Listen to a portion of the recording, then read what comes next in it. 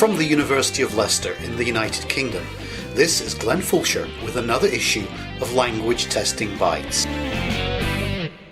In issue 32.1, Martin East describes an assessment reform project in New Zealand. We're reminded very forcefully that when assessment and testing procedures within educational systems are changed, there are many complex factors to take into account. All stakeholders are going to take a view on the proposed reforms, and they aren't necessarily going to agree. Change has a variable impact on people's lives, so we were delighted that Martin East agreed to talk to us about his research in this issue of the podcast. Martin is currently Associate Dean, Research Development in the Faculty of Education at the University of Auckland in New Zealand. Welcome to Language Testing Bites to talk about your research on assessment reform. Thanks, Glenn. It's a pleasure to have been invited, and it's great to have this opportunity. Can we talk, first of all, about who decides on change and why it happens? Now, at the beginning of your article, you quote from Bachman and Palmer's 2010 book, in which they write, and I quote, "People generally use language assessments in order to bring about some beneficial outcomes or consequences for stakeholders as a result of using the assessment and making decisions on the assessment." This is rather a curious quotation to start with. Who are the people who make these decisions, and how are the decisions arrived at? Well, certainly looking around at other jurisdictions where decisions about assessment reform are made, including New Zealand in the past, it seems to me that assessment reform comes across as a very top-down process. It seems as if examining bodies are the ones who debate about and then initiate changes, and teachers and assessment candidates are essentially passive recipients rather than vitally engaged in that process. So if we look at this from the perspective of the quote I used from Bachman and Palmer 2010, there's an assumption that the examining bodies know what they're doing and are acting with the best of intentions as the so-called testing experts. It may be that after the event they may ask for stakeholder feedback, but largely the validation exercise appears not to be too overly concerned with such feedback. It's more a case of looking at performance outcomes and being satisfied that there is nothing negatively affecting those. But Bachman and Palmer go on to make what I think is a key point. There's always the possibility that using the assessment will not lead to the intended consequences, or that the assessment use will lead to unintended consequences that may be detrimental to stakeholders. On this basis, I'm very mindful of Paula Winker's stance. Paula argued in her 2011 article in TESOL Quarterly that teachers' perspectives can, in her words, shed light on the validity of the tests, that is, whether the tests measure what they're supposed to and are justified in terms of their outcomes, uses and consequences. I'm also aware that both Bachman and Palmer and Samuel Messick have argued that test candidates' perceptions have a contribution to make to a validity argument. So I guess I'm saying that stakeholder perspectives ought to play a crucial role in helping us to determine whether a new assessment is valid and fit for purpose. I understand that you played a major part in the introduction of new assessments into the school system in New Zealand. Can you explain just how you went about involving teachers in the assessment reform? Yes, I think the recent events in New Zealand provide a very interesting example of involving teachers right at the beginning of an assessment reform process. Essentially what happened was this. Back in 2007, a completely revised curriculum for New Zealand schools was published. This replaced an earlier document that was published in 1993. The new document was designed to consolidate and move towards a more open-ended, learner-centred, experiential curriculum, in contrast to the more top-down, teacher-led stance that was pretty much the norm in New Zealand schools. New Zealand had already gone through quite a substantial assessment reform in the early 2000s. And in that reform, there'd been a significant shift from a largely behaviourist examination-dominated high-stakes model to a criterion reference system that included a strong emphasis on internal assessments set and marked by teachers. The new curriculum followed on nicely from this reform, but it became clear that even the reformed high-stakes system would need an overhaul if it was to match up with revised curriculum expectations. So starting in 2008, a process for rewriting the assessments was introduced, and this was an across-the-board all-subject review. As part of this process, it was recognised that subject teachers were crucial stakeholders not only in implementing the revised curriculum, but also in introducing any assessments that might be linked to it, particularly the internal ones. So it made sense to get them involved in the review process. There were several steps in the process, effectively delivered in 2 stages between 2008 and 2010. If we focus just on languages in that process, a special group was convened for the initial stage in 2008 and 2009, and this included teachers. As a team, they created sets of assessment blueprints. These were consulted on with the wider teaching community and then adapted in the light of feedback. I became involved in the second stage of the process in 2010. Our job in 2010 was to do a check on the blueprints for languages emerging from the first stage of the process, and then to finalise these at all required levels of the examination. Our writing panel included me as an academic and 2 people who worked in advisory capacities in New Zealand. Our group was overseen by someone from the Ministry of Education with a special interest in language learning. But there were also 2 practising languages teachers in our group. One of them was involved in the initial piloting of the new assessments based on the blueprints that had emerged from stage 1 of the reform process. So all in all, there was a strong focus on taking serious account of teacher views. Okay, can we now turn to the actual reform itself with regard to assessing spoken proficiency? The old test was called Converse and was a summative conversation between an individual learner and the teacher. And the new test is called Interact, which is, and here I'm quoting for you from your article, a series of genuine and unrehearsed, student-initiated, peer-to-peer spoken interactions. Now, this is quite a major change. Can you tell us what the perceived problems were with Converse and what features of Interact are designed to provide a solution? Yes, Interact was perhaps the most radical proposal to come out of the reform process. I think the primary impetus for proposing Interact was the learner-centred and experiential nature of the revised curriculum, which I mentioned earlier. Under the original 1993 curriculum, languages were taught from a communicative perspective, but the understanding of communicative was based on a hierarchical notional functional syllabus. Guidelines for teachers presented suggested vocabulary, topics and grammar for different levels of proficiency, and these suggestions were reflected in the expectations of the assessments. Under the new curriculum, the emphasis for languages became a clear focus on communication. In the words of the curriculum document, this learning area put students' ability to communicate at the centre. The whole point of the revised curriculum for languages was to try to encourage teachers to move away from a teacher-fronted, top-down, grammar-focused approach to one that was more experiential, with grammar having a more supportive role. So if you follow, for example, David Noonan's argument that students learn to communicate through interaction in the target language, pedagogical approaches such as task-based language teaching began to be emphasised, and the prescriptive guidelines that had accompanied the original curriculum document were officially withdrawn. Seen against this background, the Converse assessment presented 2 challenges in particular. First, it was a one-off summative interview test between a teacher and a student. This led to a largely teacher-dominated question and answer scenario, and that often led to contrived, stilted, rote-learned responses and little, if any, evidence of communicative interaction. Second, the assessment criteria anticipated the use of particular vocabulary and grammar. As a result, teachers prepared their students in ways that ensured that they drew on the required grammar and students learnt responses that included that grammar. Interact, in contrast, was designed to capture for assessment purposes a series of genuine and unrehearsed student-initiated peer-to-peer spoken interactions as they took place in the course of teaching and learning.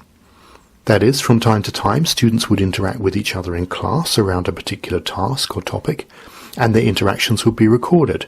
Students were also free to include interactions that might occur spontaneously outside the classroom, like, for example, on a trip overseas. At the end of the year, students and teachers would select what students regarded as their best 3 interactions and would have these graded for summative assessment purposes. So in theory at least, it was anticipated that this would lead to more natural, authentic evidence of spoken interaction than the evidence being collected from Converse. So the advantages that you've set out for the new Interact tests are seen by the educational policymakers as providing beneficial outcomes or consequences for teachers and learners, particularly in terms of decisions. What are these precisely? Well, it's largely to do with a broader understanding of a spoken communicative proficiency construct. As I outlined in my article, if we want to measure spoken interaction in a valid way, we need to include what Cyril Weir calls reciprocity conditions, or what Claire Crumpsh referred to as the opportunity to measure interactional competence. Peer-to-peer assessments can arguably tap into a broader range of skills than single interview tests, and this makes them more representative of conversational interaction. This means that the outcomes or consequences are more beneficial for the learners because we're able to capture a more realistic or accurate measurement of students' ability to interact in genuine circumstances. So the students' grades tell us more about students' interactional ability than the grades awarded under Converse. This means that the decisions we can make about students' interactional proficiency are more robust and reliable. There's the added benefit of greater authenticity. And there's also potentially the additional benefit of positive washback. That is, when the emphasis is placed on collecting evidence throughout the year, the students will arguably benefit in terms of a far greater emphasis on speaking in the classroom than there may have been when there was just one summative test of conversation, alongside all of the suggested vocabulary and grammar to get through. In turn, there's a greater alignment with the expectations of the revised curriculum. Can we now turn to the actual study that you report in your paper? You decided that you were going to collect data to discover teachers' attitudes towards the old and the new, their responses to the logistics and workloads related to the new test, and their perception of whether it provided improved benefits for the learners. Can you briefly summarise the methodology of your study for us? There were several things that contributed to the study. I guess the key motivator for me was that I'd been heavily involved in finalising the new assessment back in 2010. I was very aware that consultation with teachers prior to 2010 had raised several anxieties. These were around things like increased workload, students giving up on languages courses because of a greater emphasis on speaking, and how on earth teachers were going to manage collecting the evidence. I was therefore also aware that, having advocated for Interact, and having supported the proposal to introduce Interact, there was a need to watch very carefully how its implementation would go. So the study I put in place was essentially designed to gauge at the earliest opportunity teachers' and students' initial reception of the new assessment. I wanted to do this earlier rather than later because I was keen to gather comparative data. That is, what did teachers especially think about Interact in comparison with Converse? The theoretical construct underpinning the study was test usefulness, as articulated by Bachmann and Palmer in 1996. In other words, I wanted to find out how useful teachers and students perceived Interact to be in comparison with Converse. The study had 2 stages, and the article in language testing only reported on aspects of the first stage. Stage 1 took place towards the end of 2012. It included a large-scale anonymous paper-based survey of languages teachers and interviews with 14 teachers across the country who'd opted to introduce Interact. Stage 2 took place towards the end of 2013 and also included some data from 2012. This was a more focused study aimed at the highest level of examination held in schools at the end of school year 13. That's when students are 17 plus years of age. It included interviews with 13 teachers who were using Interact with their Year 13 students. There were also questionnaires for Year 13 students who were the last to take Converse in 2012, and then questionnaires for Year 13 students who were the first to take Interact in 2013. The 2012 student survey acted as a pilot for the student data. So essentially this was a largely qualitative study with some quantification allowed through the closed-ended sections of the surveys and frequency counts from open-ended survey data. The interviews provided a complementary source of data for triangulation purposes. And now, more importantly perhaps, what were the results of your research and what have you learned from it about assessment reform, both locally and for the field? The findings were very interesting. Inevitably the perceptions were mixed. On the one hand, teachers clearly valued Interact as a significantly more valid and reliable and authentic and interactive assessment than Converse. This was an important finding. It underscored for me the fact that teachers could perceive positive comparative benefits to Interact. On the other hand, teachers clearly saw Interact as being significantly more impractical than Converse, and also with regard to negative impact seen in terms of student stress, neither kind of assessment was considered better or worse. Looking also at the open-ended comments, it became clear that teachers were inclined to regard Interact as a high-stakes assessment event, just as Converse had been. Since Interact relied on at least 3 times the evidence and collected at different points in the year, it would inevitably be way more impractical and would make no difference to students' anxiety. There was also confusion around what it meant for students to engage in genuine and unrehearsed interactions, that is, the place of pre-learning, planning time, etc., and concern about where grammatical accuracy fitted in. If you look at that in terms of Converse, teachers and students were used to considerable preparation for the speaking test, including rote learning of keywords and phrases, and emphasizing having to use particular grammatical structures at different levels of examination. In line with the revised curriculum, Interact represented big shifts for teachers to come to terms with, especially when seen from a high-stakes testing perspective. From that perspective, there was surely a risk that students' interactions would not be sufficiently polished to get the higher grades. And yet polished performance is not a criterion for success. It's more about authentic interaction. Clearly, the findings I presented in the language testing article only give one facet of the entire picture that emerged from the 2-year study. In reality, the data I ended up collecting, including the interviews and the student surveys, was so rich and deep that I'll be releasing the findings in book form with Springer later in 2015. In terms of what I've learned about assessment reform, it's clear that teachers and their students have strong views about what makes a useful assessment. They're able to articulate those views, and they are able to see the rationales behind assessment reforms. It's also clear that they don't necessarily fully understand those rationales. The reflections also highlight areas where the assessment developers need to go away and have a think. For example, there's a clear tension in this local reform between high-stakes assessment and all that means for reliability, accountability, and control conditions, and catching genuine instances of authentic interaction whenever and wherever they occur. Teachers can't yet quite grasp how that works for Interact, and I think also that those who are responsible for the assessment, in this case the New Zealand Qualifications Authority, haven't yet fully understood how this is supposed to work. With regard to assessment reform in general, I believe that this study has highlighted the importance of taking stakeholder perspectives into account. Stakeholder perspectives give us a more rounded and complete picture of what is going on, and this all goes towards strengthening a validity argument. At the end of the day, it seems to me that if teachers are going to make reform work in their classrooms, teachers do need support. In the New Zealand context, they receive a good deal of support by way of samples of Interact performances at different levels, recorded as downloadable MP3 files, different workshops where teachers can get together to discuss samples of work, and clarification documents that are released from time to time to clear up any misunderstandings that come to light. I'm hopeful that over time, Interact will become embedded in teachers' practices in ways that will wash back even more positively into classroom practice, and in ways that are consistent with the intentions of the new assessment.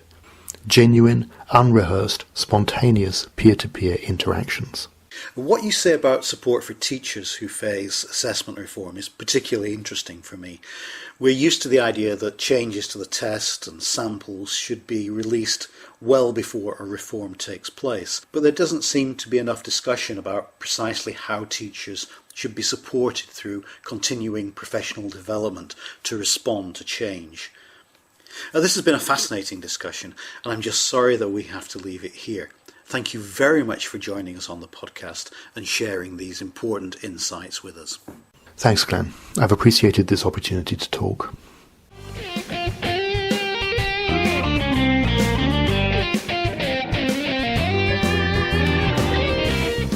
Thank you for listening to this issue of Language Testing Bites. Language Testing Bites is a production of the journal Language Testing from Sage Publications. You can subscribe to Language Testing Bites through iTunes, or you can download future issues from ltj.sagepub.com or from languagetesting.info. So, until next time, we hope you enjoy the current issue of language testing.